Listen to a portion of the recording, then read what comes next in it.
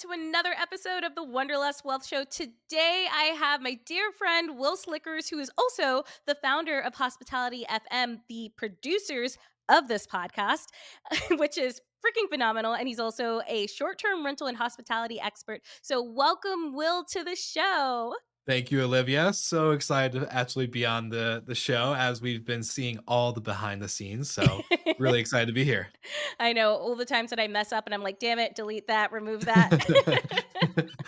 Well, it's so interesting being on the back end of StreamYard too. I'm like, I'm not used to being a guest. I'm used to seeing all the other stuff that you're seeing right now. So Yeah. it's definitely a rare situation where it's like, oh, the tables have turned. I love it. I love it. Okay. Well, amazing. So, Wil, before the business that's like booming right now, who Yeah. was Wil? How did you get started? Will was a young guy who was working at a front desk of a hotel in Spokane, Washington. And after a crazy kind of like upbringing and high school era and post high school and discovering who is Will Slickers and what does he want to do with his life, I was working at this hotel. It was a four diamond Marriott property. So it was really high end. I was in a suit and tie all day, had a lot of fun, and it was 716 rooms and just talk about baptism by fire. That was my first experience into hotels and hospitality, but I fell in love with it. I can't remember a day. Like there was some days for sure it was rough and it was hard and it was a roller coaster, but I loved it. I was like, I would geek out with my friends about hotels and just be like, oh, this hotel and this. And like, they were like, Will, shut up. We don't care. I was at that hotel for a couple years and the management level was pretty set. Like, no one was moving, no one's getting promoted, no one was leaving. So my opportunity to grow and scale my career at that property was very limited. So I eventually was like, you know what? Spokane doesn't feel like home. I'm not happy here. Yes, I have great friends. I had a failed business too, by the way, which I probably should have mentioned. I started a chauffeur and event company and failed miserably because there's this thing called Uber that came out Oh my around that gosh. yeah, so it was pretty rough, but that was kind of the start of everything that led into hotels, hospitality, podcasts, etc. Okay, I love that. So much to unpack here. So, I guess how did you land on hospitality? Like, what made you decide, oh, I want to go work at a hotel?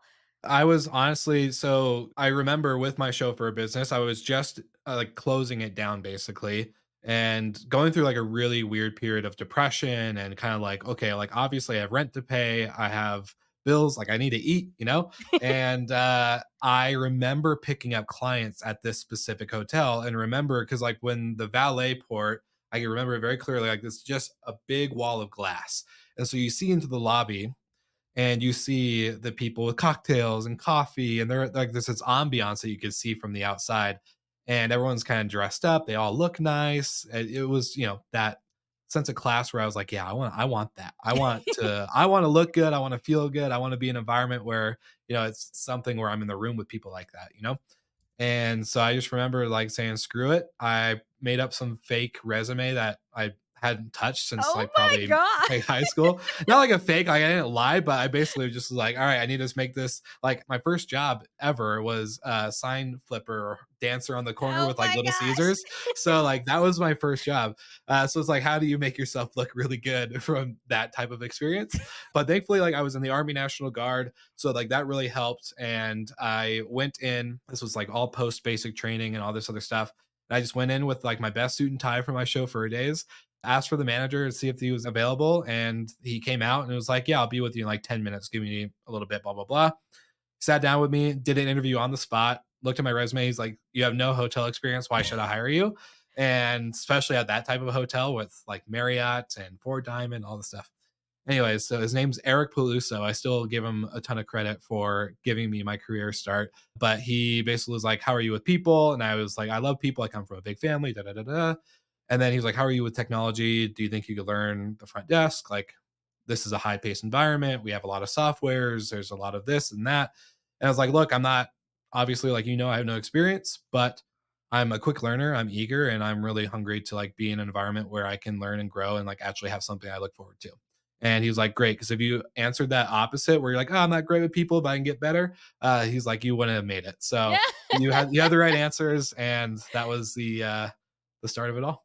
I freaking love that. That's amazing. And what I see in you is like you just kind of go for it, even starting that business that you say failed, but at the end of the day, it wasn't failure. You were just learning to build what you've Yeah, built now.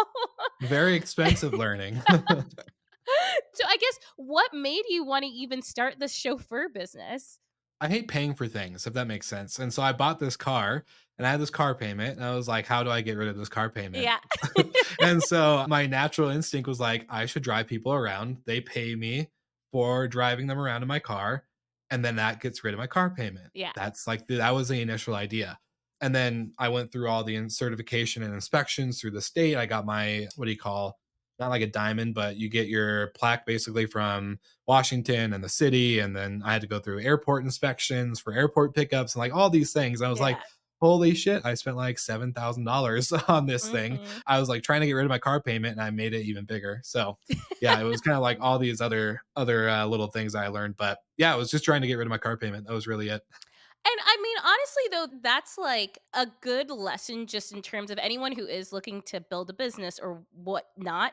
It comes with expenses. And that's what people don't Hmm. really tell you on the upfront. I know that was like really surprising to me. I was like, oh, it's great. I make all this money. It's like, wait, but you also have a lot more expenses. You got Hmm. software, you've got like attorney fees, you've got all of these things. And if you're in it and you're ready to go, it's amazing. And you kind of like have a model that works. But just know that there are expenses. 100%. 100%. So this is my advice that I've given a lot of people starting or wanting to start a business. I'm like, make it a side hustle first. Don't make Yeah, it legal. Like I know the tax man may not like that, but don't make it legal. Like don't buy the LLC. Don't do this. Don't do that. Like literally just make it a side hustle. See if it's even sustainable yeah, before you jump in. Because the first business, the chauffeur, when I put all the money up, went into massive credit card debt. I pulled out a loan. I bought all these cars, like all these things, right? And I was struggling, like yeah, really struggling versus like when I shifted to the podcast stuff, that was like I gave myself like if I could do this amount of revenue, because I made like I remember my first month of revenue where I like made 10 grand. I was like, okay, that's 3 months of my salary as a hotel manager. If I can do this sustainably, like 5 months in a row, 6 months in a row, I'm quitting my job. yeah. And I did. And that's the advice I would say to anybody is like, yeah, don't don't jump all in until you actually know if you can actually make money. Well, yeah, and you don't even know if you're gonna like it, right? So even when buying a Yeah. property, I'll talk to a lot of people who are like, "Oh, well, what LLC do I have to put it in?" And like they've never purchased a property ever before. I'm like, Mhm.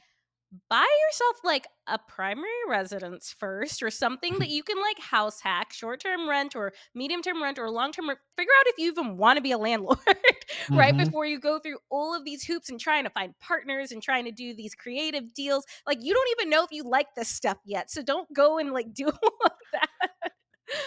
100%. It's just like you think you like it, but you don't know until you experience it, right? Yeah. So, yeah, definitely get your feet wet. Okay, so now how did you transition from, working at the hotel to then like starting now you have this amazing what would you even call your company? I don't even know. Yeah, we're a podcast network, so the way I describe it to people is like we're a record label for creators, where instead That's of cool. like That's so wanky. yeah, been through a couple of the like, especially trying to explain it to my parents. I'm like, "All right, how can I explain this that they'll get it when they're 65 and 66 years old?" So just trying to make it as easy as possible. But yeah, no, so I moved out to the Oregon coast. I lived in Cannon Beach slash Seaside, Oregon. I grew up going there as a kid. And so I was like, you know what? If I loved having my vacations there as a kid where they weren't great vacations, like literally me and my five sisters and my brother and like my parents were just crammed in like these tiny rooms. But I just remember having a blast and being like, that was a fun time of my life. So if I can go there, I would love to make that same experience for other people. And so I jumped ship, packed up my life, moved down to Oregon, and I got a job as what was supposed to be I was supposed to be like a sales and marketing for this really nice family resort, but the GM basically lied to me and put me at the front desk where I told him I did not want to be. I wanted to move up, not stay in the same position. I wanted to grow, and that didn't work out. So I eventually went to a hotel in Seaside, and that's where I got a supervisor slash manager position. And then eventually my boss was let go, and I got her title and became the manager of the whole property. So that was kind of the shift. But during that time, that's where I started my own podcast, and it yeah, all started to change from there. So I guess what made you want to even start a podcast? Have you ever moved to a city where you know nobody? Yeah. It's a Yeah. very retired, like, it's a retired community. You're probably the youngest person that lives there. That's why. I was watching, like, all these Gary Vee videos and Tony Robbins, and I was just, like, absorbing as much, and then I was going through Apple Podcasts, and I remember the moment specifically. I was sitting at this, like, dining room table of this house, like, employee housing I was in for the first, like, month or 2 I was there, and I was looking through Apple, and I typed in hospitality. I found like 3 shows. One hadn't posted in like 3 years. The other one was really boring and just like super slow. Like it was slow music and slow talking and just like, ugh. And then there was one that was really good about hotel marketing. It was called Fuel Hotel Marketing at the time. It's changed now. But and I was like, "Oh, there's like no one else doing a podcast. Maybe I can do a podcast where I interview people not to like build this crazy audience, but so I can learn." Because at the time too, when you're in such a small town community, like the hotels, everyone's there like, "This is how we've done it for 20 years, da da da da da." No one really wants to share anything with you and like actually give you the moment to learn and explore things. And so my way of doing that was to get the podcast interviews going. So that way, okay, it's a podcast. It's going to go out to like 10 people, maybe if I'm lucky. And at the end of the day, I'm learning something I can apply to my job and make myself valuable. So that was the intent. And it really, yeah, definitely went beyond that. Yeah, so much further. So I guess, you're kind of chugging along doing your own podcast. What made you then start to produce other people's podcasts, manage their podcasts? How did that transition work for you? Yeah. So I started my original show, Slick Talk, in 2018. I went to go full time with it in 2019. So that was like a very quick period where it got so busy and so popular. And I was just getting inundated with guests and sponsors and all these things. So I left. I was like, yep, I'm doing this. After, like I said, I got like 5 to 6 months of money through it where I was like, holy shit, like this is over exceeding my salary. And then I was like, all right, I'm going to quit. Did it. December 27th was my last day, 2019. And then I was about to go travel and do all these things and do interviews around the world. And then COVID happened. So No. yeah, I was like, oh, I did not see that one in my business plan. Dang it. So I moved home with my folks because I was part of the National Guard. And so they're like, hey, I also belong to the state of Washington, even though I lived in Oregon. And so they were saying like, "Hey, make sure you're close by in case we activate, the Mm, state, and you're going to be activated for COVID testing or food banks or something." And so I was one of the few that were hazmat certified. So I was, I think, one of 2 to 300 in the state that could actually put on the hazmat suit, go and do the COVID testing, and like actually run the site there versus everybody else could run the food banks and all the other stuff. So I went through that. And obviously, when COVID happened, I lost every sponsor, every guest. I didn't post for like 2 months. I think my first episode back was in April. And then, as you know, short term rentals actually boomed very quickly yeah. from COVID. I had left hotels, but I also started a vacation rental management company during the time. So I was already getting familiar with STRs and what that looked like to take my hotel management skill into the single family home side of things. And so I was like, okay, like the business is coming back, the podcast is coming back. And I was on COVID orders for like 7 months, got off. And this is a very long winded answer to your question, but I love it. like after the COVID orders, I was basically like, all right, I'm going to conferences, I'm going to travel again. Like sponsorship was coming back. And then the first conference I went to was in San Antonio, Texas for VRMA.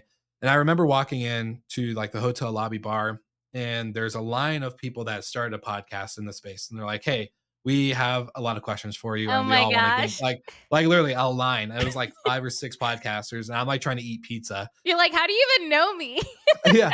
No, like, well, like you get to know people through like LinkedIn, right? Yeah. Like, so this was like the first exposure to like real life network outside of the LinkedIn, Instagram stuff.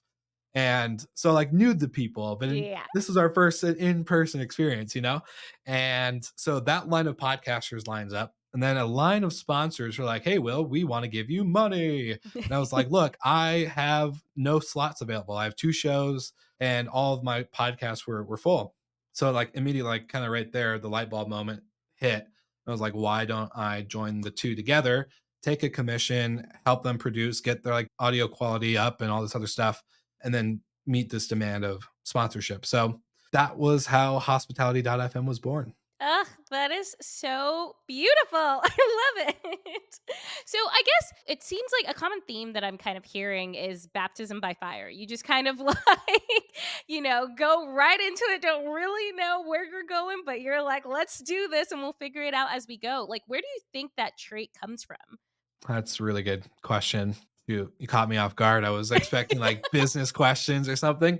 I don't know where it came from. I'm the seventh child of seven. So I think like when I do look back, and I've been on other podcasts where I've told my like upbringing story, and I think a lot of it comes from when you're the seventh child of seven. I have two siblings with special needs. So one of them being my twin brother.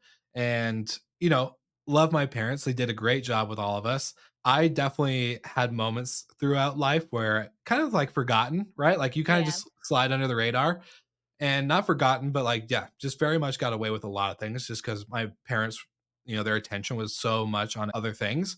And I was naturally, I think, creative. I remember like drawing these weird, like alien superhero drawings, like selling them to my neighbors, and then like starting a lemonade stand with my friend Drew up the hill. Like always having that like ability to like have an idea and just like, let's figure it out and do it. So I think it comes from just like naturally being around a lot of people and comfortable with people, and yeah, just kind of like wanting to always do my own thing. It sucked at school. I had my mom pull some of like my like report cards, Yep. D's, F's across the board. Yeah. But hey, we're here, so it's yeah, very interesting from that perspective. So I guess because I'm always just so curious as to, how people get to where they are and like what are the traits maybe from childhood and like what really put them in the position for them to do what they're doing today. Because I feel like Mhm. so many people like want to start a business or want to invest in real estate, but they were really Yeah. afraid. And it sounds like with you, there were opportunities to kind of get out there and try things, but like you, for whatever reason within you, just had that innate desire to constantly kind of tinker and try things and put yourself out there and see what happens and see what works. The thing that you said is you always had this desire to just like figure it out. Like, and that's what I tell everyone. Literally, the people in my coaching program, the book that I make them read is Everything is Figure Outable by Marie Forleo because it's Yeah. so freaking true. And I think it's like, if you don't grow up with that mentality, a lot of the time it can be hard to put yourself out there. But if you Mhm. slowly start making shifts and trying things, and I know you said that that first business you did was a failed business, but I think that was more like a learning experience for you because you came out of the end just fine, right? For Like sure. you came out of it and you were able to pivot. And that's what business and real estate is, right? It's like Mhm. being able to try it, see if you like it, see if you don't, see if you fail at it, see if you excel at it, and then pivot each Yeah. way.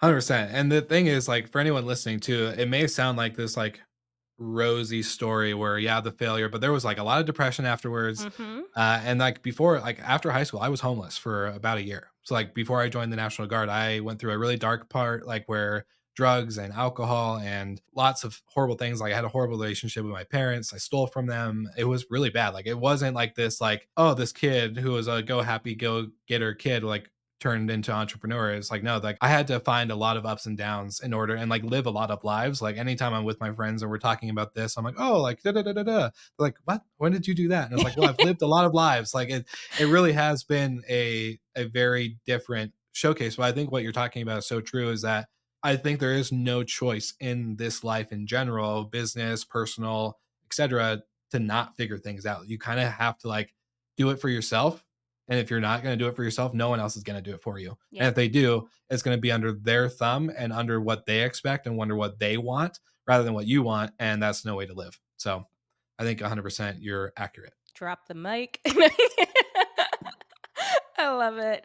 Oh my gosh. And so I guess, in those moments where there was some depression, like how are ways that you kind of got out of it? Because I know, like, for example, for me, I think back to when I was really depressed and I was listening to all the podcasts and doing stuff, but I just like could not get out of my brain, right? Like it was just, I guess, what was the tipping point for you to kind of change your life?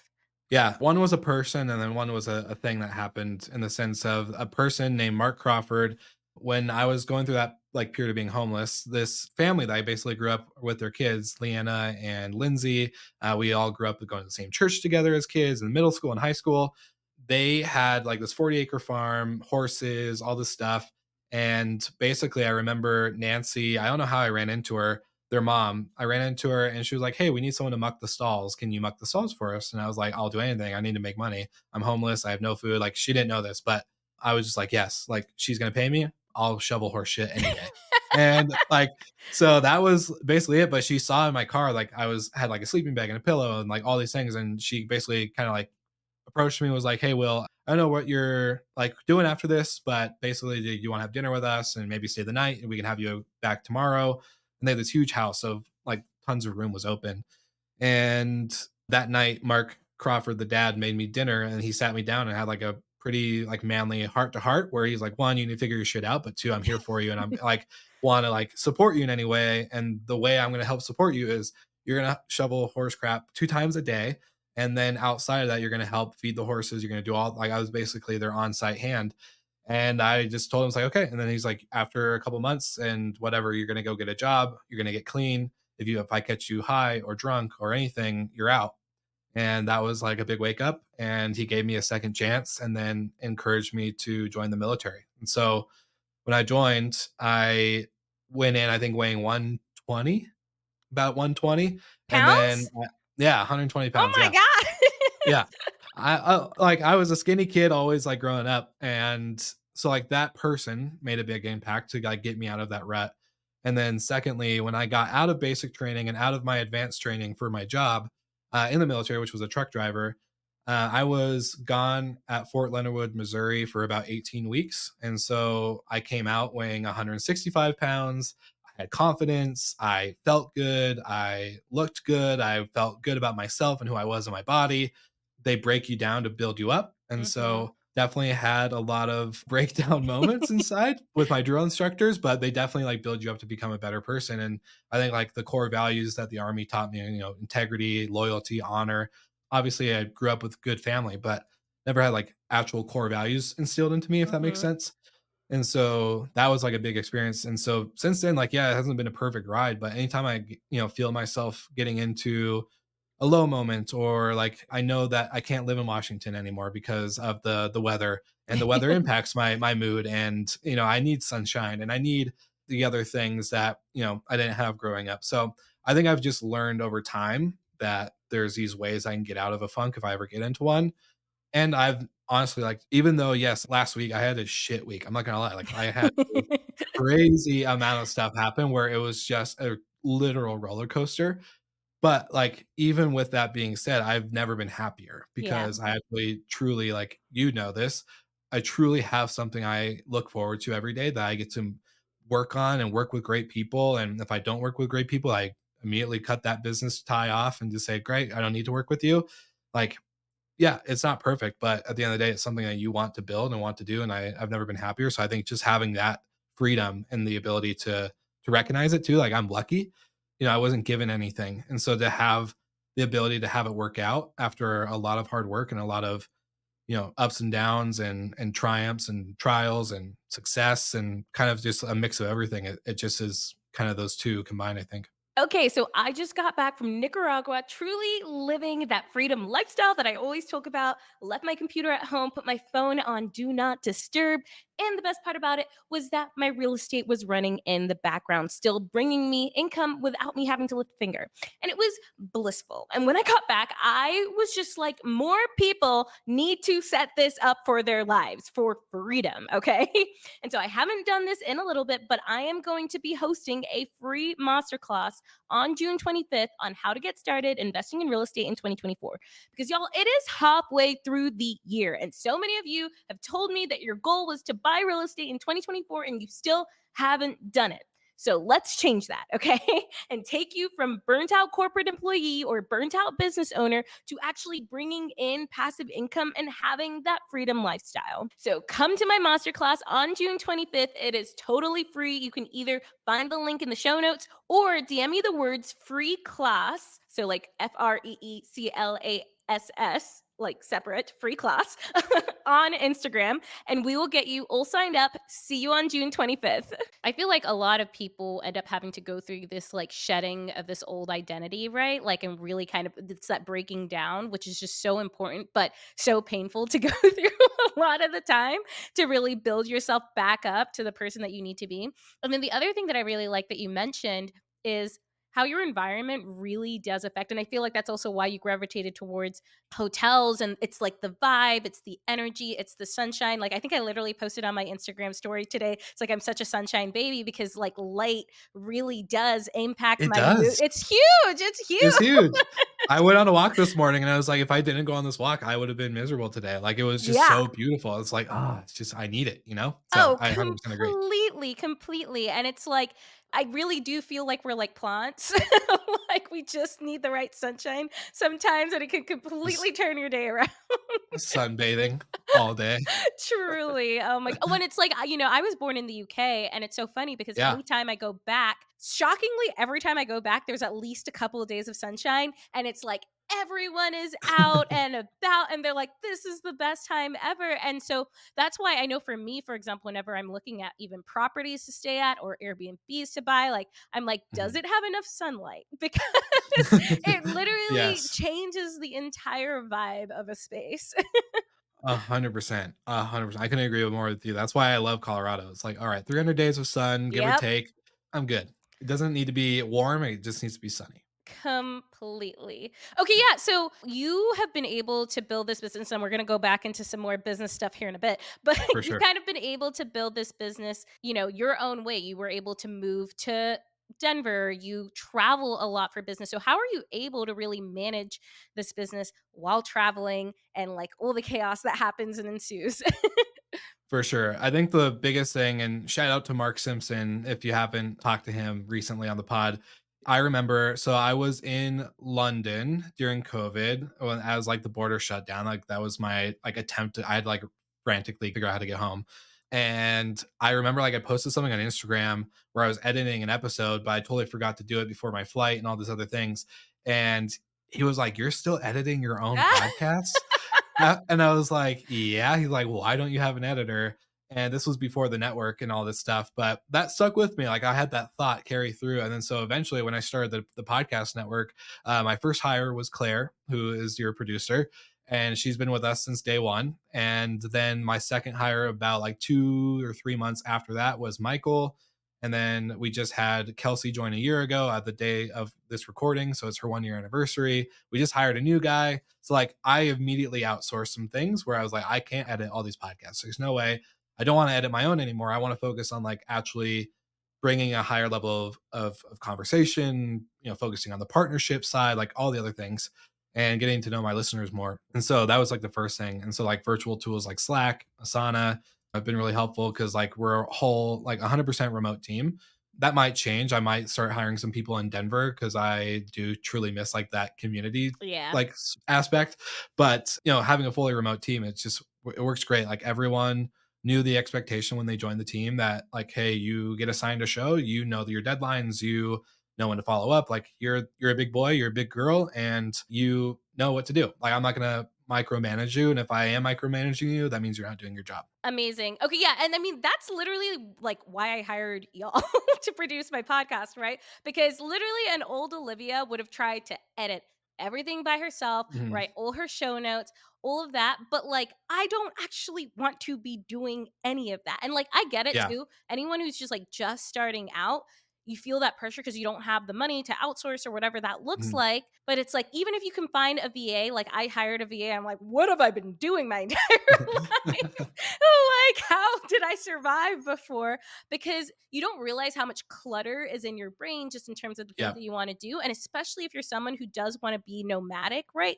You just can't do everything. You're traveling so much. You're on planes. Like it's just Yeah. literally impossible. So even when I was like setting up my duplex here in New Orleans, I set up my other side as if I was never going to be here. Like, I'm not managing this. I'm not doing anything. I've got automations in place. Even though I lived literally next door, I didn't go into my house, like into the other side for 3 or 4 months because even though I lived next door. See, that's the way to do it, and I like, not that I'm against doing the work, I'm just against doing the work forever, in the Yeah, sense of, I know how to edit. If I need to edit, I will. I don't want to, but yeah, I will. Like, like, there's these things I think it's good to have the experience, and, like, I try not to ask anything of my team if I can't do it myself, or at least try to figure it out myself, and so I think that's really important, but, building up the business, it's nice that we don't have the overhead of a retail space or a studio or this. Like, we have the ability to focus on giving people the work life that they want. Where Kelsey on the team just had her baby and she's on maternity leave and she's still getting paid and she's still like actually like getting to do the thing without having to be like, okay, like I'm not working and now I have no money. And just to have the ability to work in multiple time zones. We're launching a European crew for one of our shows. Like, it gives us a lot of freedom to really do that. And so, like, I think obviously that could change. And like I said, I may look at hiring some people locally for my own personal content side of things. But at the end of the day, I think it's just nice to be able to not depend on an office. And I think it's so different because like my parents still don't even get this. Like, they are so used to working. My mom was an entrepreneur. She just retired, but she had a massage business. So like she was so used to like having a building, having a space, versus my dad, who was like, also he's worked for Boeing for 27 years. So like mhm. he's not used to, like, literally I was just staying with them for two weeks, and I was like, oh, I gotta jump on this call with my team. I gotta jump on this. And they're like, how do you know all these people Yeah. like from all over the world? Like how do you talk to people in Australia and then someone in California and someone in Austin, Texas? And like they just don't get that grasp of like the virtual space, right? Yeah, And I think the virtual space is just so like, I don't know. I can't imagine living in a different like era or time period where that completely. wasn't possible. Well, I think the funny thing for me whenever I go home is like my parents don't realize like I have things to do, right? Because Yeah. even during COVID, my dad was like on his way out of the company. He was like not working Yeah. at all. So they never really like saw anyone working from home, if that made Mhm. sense. And so when I go home, I'm like, no, I've got meetings to hop on. I've got things to do. Like I'm not just because I'm here, Yeah. right? It doesn't mean I'm available every second of the day. And so that's been such a like interesting transition for me whenever I do go home to see the family. I'm like, nope, I've got things to do. Like we've got time. I have separated out time so that we can go Yeah. do things and we could go shopping or whatever. But I like actually have work to do. 100%. And it's like there's pros and cons, right? Like, I definitely have seen a point where like I am less productive because I'm Yeah. at home all the time. And on top of travel too, like trying to be productive while catching a flight, getting into an Uber, checking into your hotel or your STR, and then doing the activities from like a conference, or as you were here, you got to MC the Mile High Host thing event here in Denver. Like, it's not easy to just like, all right, I'm gonna like get this done. Right.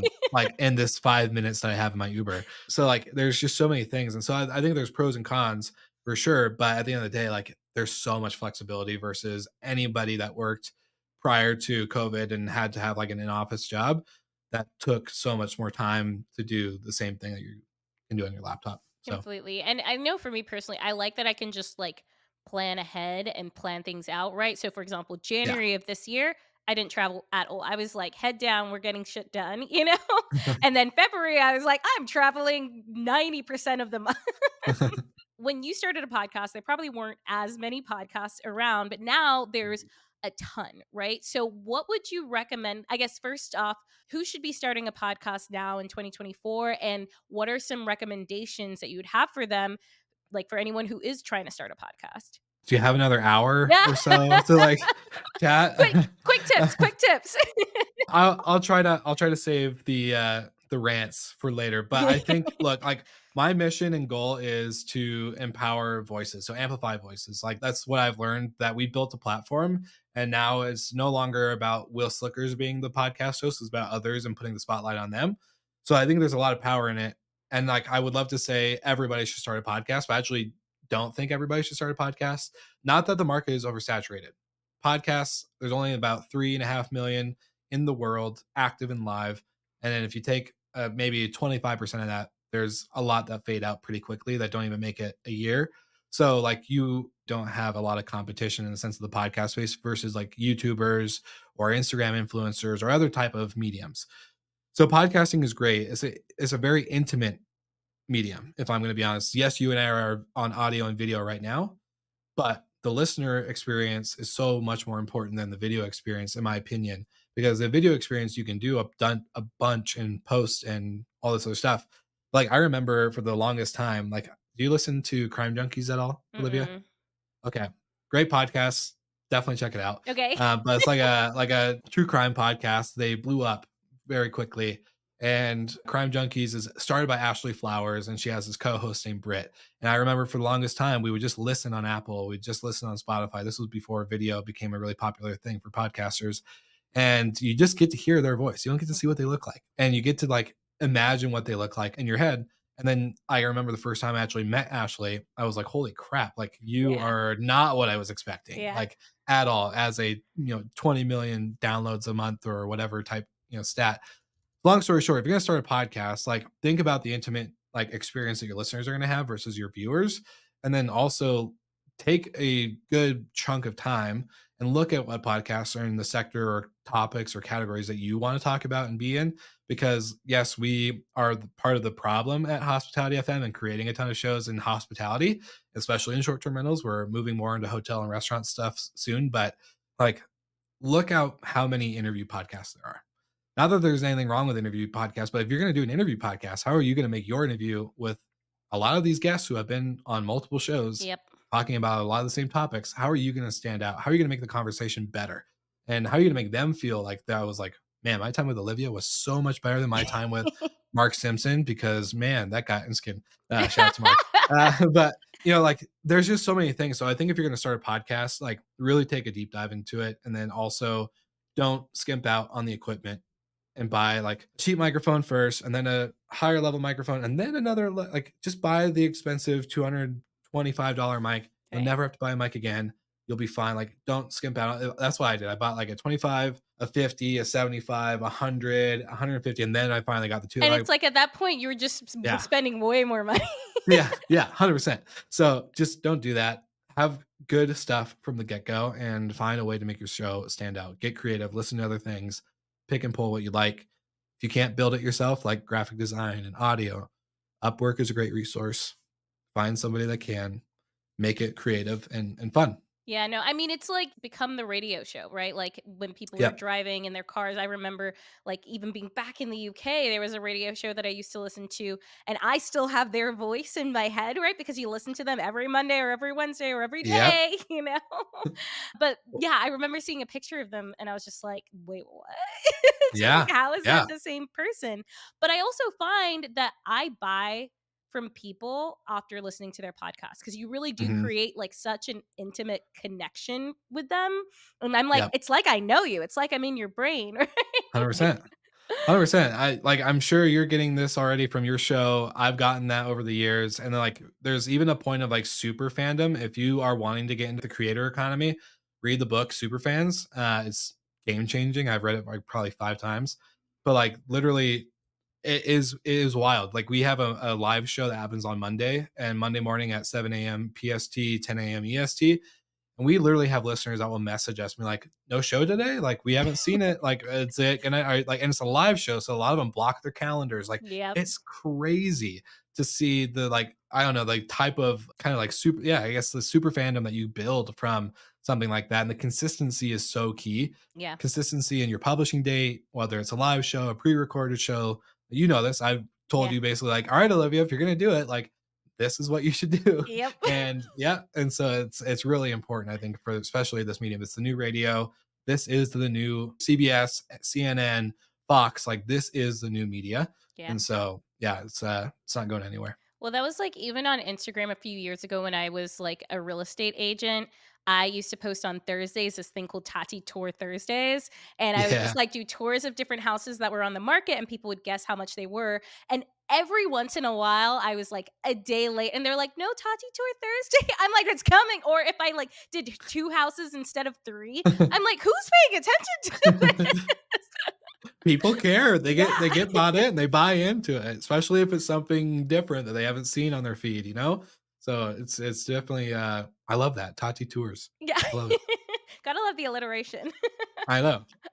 So, okay, tell me just a little bit too about you don't just have your podcast network, you also have a co hosting business, you have a vending machine business. So, I guess tell me just like a little bit about those businesses too and how you have them structured. Yeah, so I've found a little bit of success. So like with that, I've wanted to, put some money in other ventures. But one of my other companies is a property management business. I started that in actually, I think right before COVID.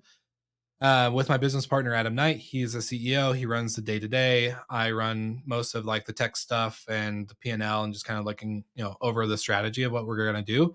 We just launched our hotels division, so now we Oh, have snap. yeah, so we signed a hotel out in Kentucky, and so that's our first one. We have 33 doors total, so getting ramped up there with more conversations with hotels in Seattle. But yeah, so that's been really fun. Like basically, like taking my hotel and his hotel experience. He's a 25 plus year veteran in the industry of hotels and hospitality. So we just taken that and just built the company that we've always wanted. And from a hospitality experience, like making sure our guests are great. Like they stay at our properties in Florida or in Britannia Beach, Canada, they're going to get the same experience with us. Just really, truly like trying to elevate that. And then the vending machine business. So actually, I haven't updated you this. I sold it. I'm out. What? Wait, that's Yeah. also great. Like, wait, why and how for how much? I can't share the Oh, price, damn it. but I can share that it was great. It was lucrative. We got up to I can't remember how many machines we had, like 35 or something like that, and we are making about $500 a week. And that was a successful exit in the sense we basically sold our route, and since that we own the machines, we like basically did a calculation based off of like depreciation of like some of the machines weren't as perfectly brand new because people Mhm. kicked it or like what like stuff like that, and then the inventory inside. So we basically try to like get through all the inventory and then just like have a really nice exit. And so we basically sold a route to another vending machine company here in Denver. Why did you sell it? It was great. Like it was fun to Yeah, like like start something, a but little like I side don't want to. hustle. Yeah, I was like, I don't want to do vending machines Yeah. for like my baby, and my passion is truly hospitality.fm. So I at the end of the day, saw my time allocation being spread thinner and thinner.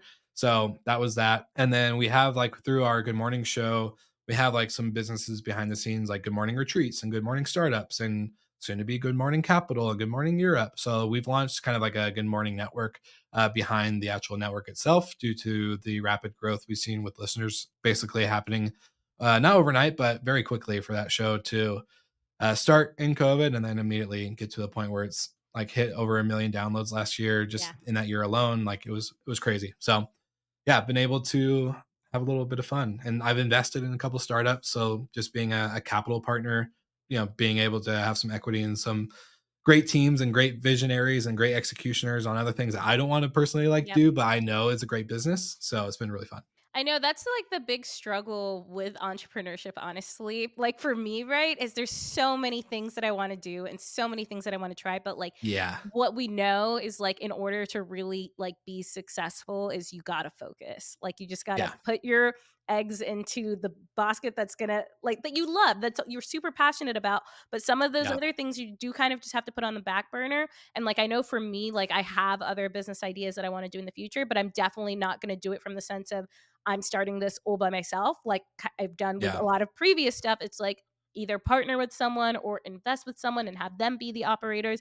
But yeah, it's Mhm. just kind of like that catch 22 with entrepreneurship. It's literally the entrepreneurship curse is like you want to do it. Like once you get that taste of like, oh, I can build something that I had an idea from, it definitely is infectious. But you have to like protect your peace. And as our friend Keisha has been saying, do simple things better. Yep. Do less better is what she said. Yep. Do I less better. literally listened to So that podcast this morning. yeah, it's a great one. So shout out to Keisha and Cena. But yeah, it's I think like learning that lesson, protecting your peace, protecting your mindset, like you're not your mindset, but like the mind share that you have. Yep. I struggle with this. Like there's been so many nights where I can't sleep because of all that. But I think the more you're able to simplify what you're doing, what you're involved in, saying no so you can say yes to other things is really important. All the things we hear on other inspirational podcasts. But it is true. It really is true. And once you kind of get to experience it, then it's like, okay, total game changing. Totally. Yeah. Amazing. Well, we are reaching the end here, but I'm going to ask you the three final questions that I like to ask every single person. Number one is, what does your ideal perfect day look like? Perfect day looks like I wake up around 5:30 or 6. I have a cup of coffee. Don't look at my cell phone. I have no notifications. I have no music playing. I have no nothing. Just pure quiet. Coffee, read a book. I'm reading Lucky You right now. Really good book. Hmm. It's about like basically building your own luck, which is in theory, Ooh. it's more of a psychiatry thing. So that, and then probably honestly, just when the sun is at a high enough point in the morning, like 7:30, go on a walk, where it's not too cold out, like still the dew's kind of gone away, and then just spending time with friends and family and the team basically is like what I want to do. I just want to like do the things that I want, have people like empowered to go do the rest. And yeah, I am a single dude, so ideally in this situation, I'm married or with my partner at the that point. I'd love to find a sugar mama. Just kidding. But like, no, look, like at that point in my life where I'm definitely looking for a partner and just like trying to be really serious and intentional with that. So in that perfect day, hopefully spending some time with that person, wherever Amazing. she may be. So, any So single ladies, make sure to reach out to Will. my number is I'm just kidding. Okay, question number two. What's your mantra? I don't know if I have a mantra, and I know it's a bad answer, No, but that's like a great answer. I guess what is something that you like consistently remind yourself of? so there's 2, and I'll be quick. The first one, when the day after I quit my hotel job, December 28th, 2019, I just remember waking up saying sink or swim, and that's been Mm, going through my head ever since, especially in like the roller coaster moments. And mhm, then the other one is build the platform, build the mm. platform. And so the more I've had, like, again, like, the last couple of weeks have been pretty intense, and the more I've like looked at media companies and what I like and what I don't like and what I've gone through with HFM, I'm realizing like building the platform is way more important than building myself or the content right now. So like building the platform in order to really go further than what I probably would if I was just focusing on like what I'm putting out there. Well, yeah, Yeah. it feels like there's always this kind of switch that I think the first level of entrepreneurship, it's kind of like that solopreneurship, like you're trying to Yeah, build yourself up and all for of that. sure. And then you kind of get to a point where it's like, okay, well, I feel pretty good. Like I don't really need much more. Like what else can I do for the world to help other people, to serve other people? And like it's Mhm. so interesting when that switch just kind of starts to happen because I feel like that's also when things kind of like start to kick into high gear. 100%. My mentor, like when we were talking about it, he's my business advisor, and he was like, "What does founder will need, and what does creator will need?" And you need Mm. to like take those hats off and like focus on founder will versus creator will. And so like that was really like really helpful for me. And so that from that it was like build a platform. Yeah. Love that. Okay, last question. What does wealth mean to you? Ah, so many directions. Gut Um, instinct, first one. Wealth is time for me. We don't have a lot of it, to be honest. It feels like we do, and I know the days that can go long or the weeks that feel like, months or whatever. The time that we have is super important. I think like I just want to be better with my time. I want to be better with who I spend it with, and all that stuff, and like how I use it. So I think wealth for me is how can I capitalize my time better and really just make more, like be more efficient with it. Love that. Okay, awesome. Well, Will, where can everyone find you, especially maybe if they want to start a podcast or maybe they've got a hotel that they need management for? 100%. So my 2 favorites, LinkedIn. I love LinkedIn. So Will with 1 L, Slickers is, where you can find me. Love posting content, engaging there. Instagram, I'm on more often just for the stories engagement. Watching all of Olivia's stories is one of my favorites. So at Slick Talk Pod there. And then you could just email me too if you really want to. It's Will with 1 L at hospitality.fm. I think you're the only person who has ever mentioned LinkedIn. Hey, it's where I live I'm and sure breathe it. I Like know that so much happens on LinkedIn. I honestly think that I just have like a visceral reaction towards it from my corporate days, you know? yeah. Yeah, it's definitely not the resume platform. Like there's a lot of B2B creators on there. Like it's Mhm. really, really fun. So I enjoy like That's awesome. yeah. Okay, well, Yeah. thank you so much. Well, this was phenomenal. Thank you, Olivia. You're a great host and we love having you. So great job. Great podcast. Yeah. Love it. Thank you so much for listening to Wanderlust Wealth Show. Now, don't forget to follow the podcast, or if you're watching on YouTube, make sure to hit that subscribe button. If you love this episode, it would literally mean the world to me if you shared this with a friend or a family member, or literally like anyone off of the street. Like right now, go ahead, share it so you don't forget, or post it on social media and make sure to tag me. I love seeing what you're listening in on and what you resonated with, and I'm just so freaking thankful for you. I'm so freaking excited for you. I love you, and don't forget, life really doesn't have to be hard.